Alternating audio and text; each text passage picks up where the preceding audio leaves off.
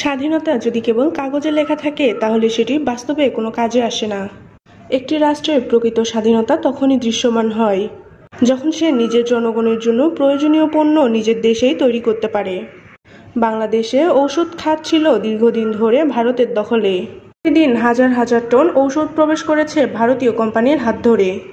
সেই সঙ্গে এসেছে বাজার নিয়ন্ত্রণ ও মানহীন পণ্য মূল্যায়ন নির্ধারণের একচেটিয়া এবং স্বাস্থ্য খাতে নৈতিক দেউলিয়াপনার ছাপ। বাংলাদেশ এখন সেই গণ্ডি ভেঙে বেরিয়ে এসেছে। দেশে এখন ঔষধ শিল্প বানানোর ধারা বিকশিত হচ্ছে, যা এক দশক আগেও কল্পনার বাহিরে ছিল। এখন দেশের অভ্যন্তরে ৯৮% ঔষধের চাহিদা দেশীয় কোম্পানিগুলো পূরণ করছে। স্বাস্থ্য খাতে সবচেয়ে বড় দুর্বলতা ছিল এপিআই বা কাঁচামালের উপর সম্পূর্ণ নির্ভরতা। ভারত ছিল বাংলাদেশের প্রধান এপিআই সরবরাহকারী দেশ। এর ফলে শুধু ওষুধের দামই বেড়ে যেত না, বরং রাজনৈতিক ও বাণিজ্যিক অজুহাতে ভারতের পক্ষ থেকে কাঁচামাল সরবরাহে বাধা দিলে দেশে সরাসরি ওষুধের সংকট দেখা দিত। এই নির্ভরতা ছিল একটি রাষ্ট্রের কৌশলগত আত্মঘাত। সেই অবস্থা থেকে বেরিয়ে আসতেই সরকার গঠন করেছে এপিআই ইন্ডাস্ট্রিয়াল পার্ক। ঢাকার কাছাকাছি গাজীপুর ও মুন্সিগঞ্জ এলাকায় গড়ে তোলা হচ্ছে দেশের প্রথম পূর্ণাঙ্গ এপিআই উৎপাদন এলাকা, যেখানে শীর্ষস্থানীয় ওষুধ কোম্পানিগুলো ইতিমধ্যেই প্ল্যান্ট স্থাপনের কাজ শুরু করেছে। একবার এই পার্ক পূর্ণমাত্রায় চালু হয়ে গেলে দেশের 60% এপিআই ঘরে উৎপাদন করা হবে, যা আগামী 5 বছরের মধ্যে 90% ছাড়িয়ে যাবে বলে পূর্বাভাস। এই পরিবর্তন অর্থনীতিতে এনেছে বৈপ্লবিক প্রভাব। আগে যে কাঁচামাল ভারতের মাধ্যমে কিনে দেশে তৈরি হতো ঔষধ বাজারজাত করতে হতো, সেটাই এখন নিজ দেশে উৎপাদন করে নিজস্ব প্রযুক্তিতে সংরক্ষণ করা যাবে এবং চাহিদা অনুযায়ী রপ্তানি পর্যন্ত করতে সক্ষম হয়েছে।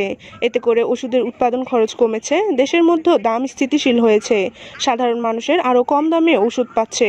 আরও গুরুত্বপূর্ণ হলো রপ্তানি খাত। বাংলাদেশ এখন 150টিরও অধিক দেশে ওষুধ রপ্তানি করছে, যার মধ্যে রয়েছে ইউরোপ, আফ্রিকা, ল্যাটিন আমেরিকা ও দক্ষিণ পূর্ব এশিয়ার দেশগুলো।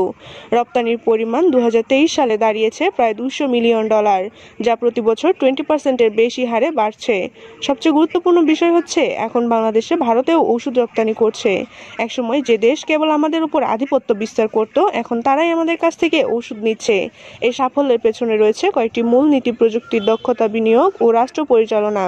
স্বাস্থ্য মন্ত্রণালয় এবং বিএপিআই একসঙ্গে কাজ করে স্থানীয় উৎপাদনকারীদের জন্য ট্যাক্স ছাড়া জমি বিশেষ সুবিধা, ব্যাংক ঋণের সুদ অল্প ও বিদেশীয় প্রযুক্তি আমদানি অনুমতি দিয়েছে।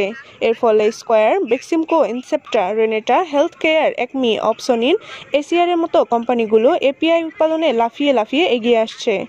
ভারতীয় ওষুধের তুলনায় এখন দেশীয় ঔষধের মান অনেক ভালো। বিএমআরসি ও ড্রাগ অ্যাডমিনিস্ট্রেশন দেশের প্রতিটি ব্যাচ টেস্ট করে বাজারে ছাড়ছে।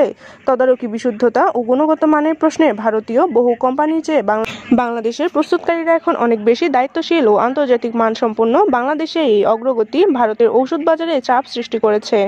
ভারতের একাধিক কোম্পানি এখন বাংলাদেশের শাখা খুলে ব্যবসা চালাতে চাচ্ছে, কারণ তারা নিজেদের দেশে যে পরিমাণ চাহিদা না পাচ্ছে সেটা বাংলাদেশেই আসছে। কিন্তু সরকারের অবস্থান এখন পরিষ্কার: যতক্ষণ না দেশীয় কোম্পানির চাহিদা পূরণে ব্যর্থ হয়, ততক্ষণ বিদেশি ঔষধকে অগ্রাধিকার দেওয়া হবে না। এখন বাংলাদেশ প্রথমবারের মতো এপিআই রপ্তানির জন্য প্রস্তুতি নিচ্ছে চীন, দক্ষিণ কোরিয়া, তুরস্ক, মিশর ও আফ্রিকার দেশগুলোতে। বাংলাদেশের কাছ থেকে কাঁচামাল নিতে আগ্রহী হয়েছে। এর ফলে ঔষধ ও কাঁচামালের বাজারেও বাংলাদেশ নিজের নাম প্রতিষ্ঠা করতে যাচ্ছে। বাংলাদেশের ওষুধ উৎপাদনের শক্ত ভিত তৈরি হয়েছে, তবে সেটা শুধু উৎপাদনের পরিমাণ বাড়িয়ে নয়, কিন্তু গবেষণাকে সামনে রেখে দক্ষতা উন্নয়নের কাঠামো গড়ে তুলে এবং কৌশলগতভাবে আন্তর্জাতিক বাজারে প্রতিযোগিতার মানসিকতা নিয়েই এই কৌশলগত পরিণতি বাংলাদেশের সবচেয়ে বড় অর্জন। শুধুমাত্র উৎপাদন করলেই একটি দেশ স্বাধীন হয় না, সেই উৎপাদনকে নিয়ন্ত্রণ, সংরক্ষণ এবং বৈজ্ঞানিকভাবে সমৃদ্ধ করতে পারলে সেটা সত্যিকার প্রভাব ফেলে দেশের। এই জায়গাতেই বাংলাদেশ এখন ভারতকে ছাপিয়ে যেতে শুরু করেছে। বাংলাদেশের ফার্মাসিউটিক্যাল গবেষণা খাত ভারতের বহু কোম্পানি এখনও এইসব সার্টিফিকেশন পেতে ব্যর্থ হয়েছে, যেখানে বাংলাদেশ এগিয়ে আছে এক ধাপ। এই কৌশলগত অগ্রগতির বড় দিক হচ্ছে স্বাস্থ্য নিরাপত্তা। 2020 সালের কোভিড মহামারীতে ভারত এপিআই রপ্তানি বন্ধ করে দিলে 1 মাসের মধ্যে বাংলাদেশের বাজারে প্রায় 30% ওষুধের সংকট দেখা দেয়। এই সময় সরকার জরুরি ভিত্তিতে বিকল্প উৎস খুঁজতে গিয়ে উপলব্ধি করে একটি দেশের স্বাস্থ্যনীতি কখনোই একটি নির্দিষ্ট দেশের দয়ার উপর নির্ভর করে থাকা উচিত নয়। এই উপলব্ধি বাংলাদেশকে এপিআই পার্ক নির্মাণে উৎসাহ দেয়। এপিআই পার্কের কাজ দ্রুত গতিতে চলছে এবং সেসব উপাদান আগে ভারত থেকে আনতে হতো, প্যারাসিটামল, এজিথ্রোমাইসিন, অমিপ্রাজল, সেগুলো দেশে উৎপাদিত হচ্ছে। আরও বড় বাস্তবতা হলো ভারত কখনো বাংলাদেশকে এপিআই প্রযুক্তি দেয়নি, বরং নিজেরাই চীনের কাছ থেকে কাঁচামাল নিয়ে তৃতীয় শ্রেণী উৎপাদন করে বাংলাদেশকে রপ্তানি করেছে। আর বাংলাদেশ এখন নিজের প্রযুক্তি নিজের মাটিতে তৈরি করেছে, যাতে আগামী 5 থেকে 10 বছরে বাংলাদেশ হয়ে উঠবে দক্ষিণ এশিয়ার সবচেয়ে বড় এপিআই উৎপাদক দেশ। সরকার এখন এপিআই উৎপাদনকে সরাসরি দ্বিতীয় সারির রপ্তানি খাত হিসেবে চিহ্নিত করেছে। যেমন গার্মেন্টস খাতের উপর এপিআই খাত হবে আগামীতে বাংলাদেশের বৈদেশিক মুদ্রা আয়ের অন্যতম ভিত্তি। এই পুরনো উন্নয়ন একদিকে অর্থনৈতিক স্বাধীনতা নিশ্চিত করছে, অন্যদিকে স্বাস্থ্য নিরাপত্তা বাস্তব ভিত্তি তৈরি করছে।